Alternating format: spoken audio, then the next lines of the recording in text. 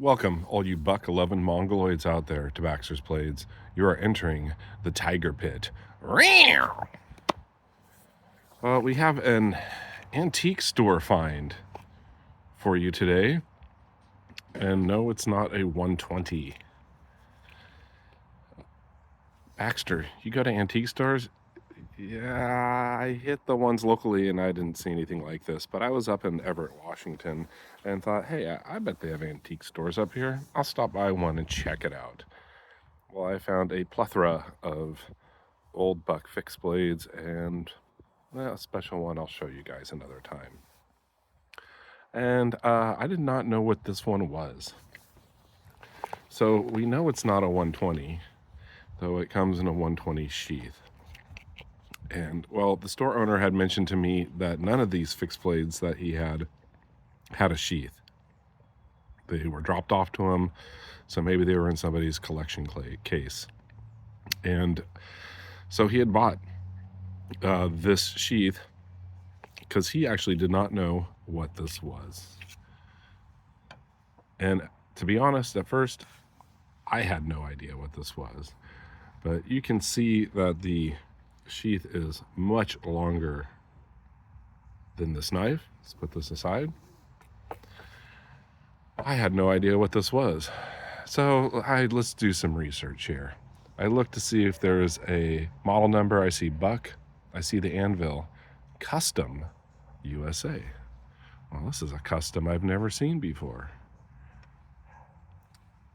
Also, I flip it over. I see Boss S30V USA. Well, that's odd.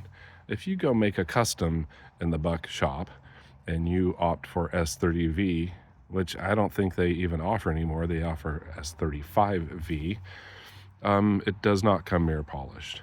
This has a mirror polish on it, you can see. They all come with a brushed satin finish, so I thought that was very fascinating. Also to note, right to the right of that Boss, it says FB. And I'm trying to figure out what that means. So I took some pictures of this. And I sent it off to Mo, Kirby Creek Outfit, the buck master, I would call him.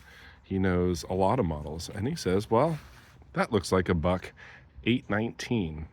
It's like, wow, I have never heard of it. Never heard of the 819. So no model number, but you do have the anvil. So I'm trying to date it, and I notice at the buck tang stamp date page, the anvil stands for a 2022. But it does say that the customs still use the anvil mark. So great. Is it a 2022? I have no idea. It's a custom that we don't know what year it's from. So I'm assuming it's a 2022. Maybe Kirby Creek will know more. So I thought about it, and the guy, gave me an offer, and I said, I want to think about it. I have plenty of buck fixed blades, but I may know somebody who wants this. And sure enough, Mo Kirby Creek wants this knife. So I went and picked it up. At first glance, I thought this was desert ironwood, but I think these are walnut covers here with a nice textured, almost gunstock jigging there. You can see it's pinned on, and it's full tang. So very fascinating blade. To get S30V with a mirror polish, I was mentioning that to Brad, and he's like, well, maybe they don't come mirror polish. Maybe that they chromed this, they put chrome over the top of it, because we're looking really close. I don't think we can see it here. Right here, there's a little haze, as if somebody maybe had over polished this and maybe kind of polished the chrome off. I don't know if that was from carrying it in a sheath.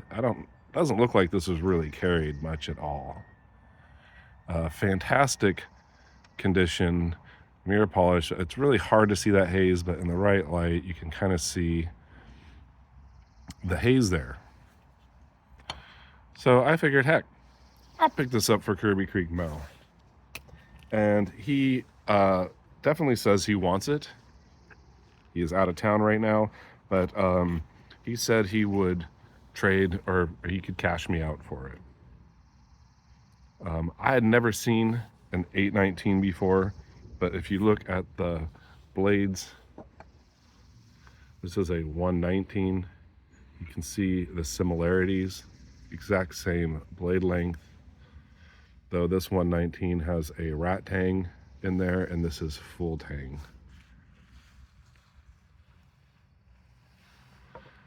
So very interesting.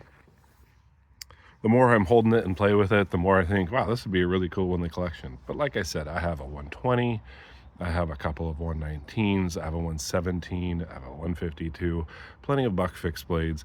And honestly, I don't hunt and I don't carry these that much.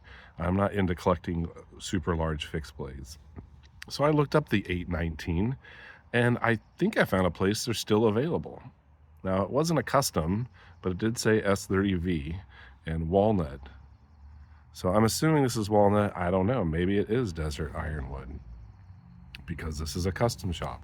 The price for that one, I think, was $230, $229 or something like that.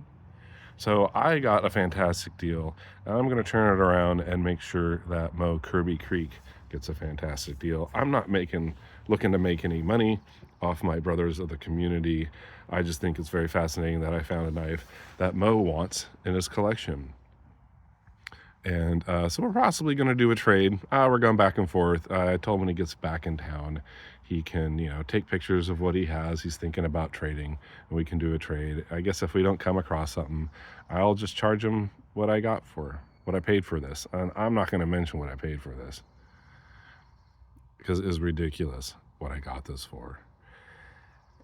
Like I said, there was 2 other large fixed blades there that I really didn't need, but I ended up picking them up because, one, I want to keep in the collection. Another one I may keep for a while. I'll post a video of it soon, and I may sell it. Maybe I'll mention in the video that it was for sale if anybody out there wants it. But this is spoken for. So yeah, it came with a 120 sheath. Like I said, the store owner did not know what it was.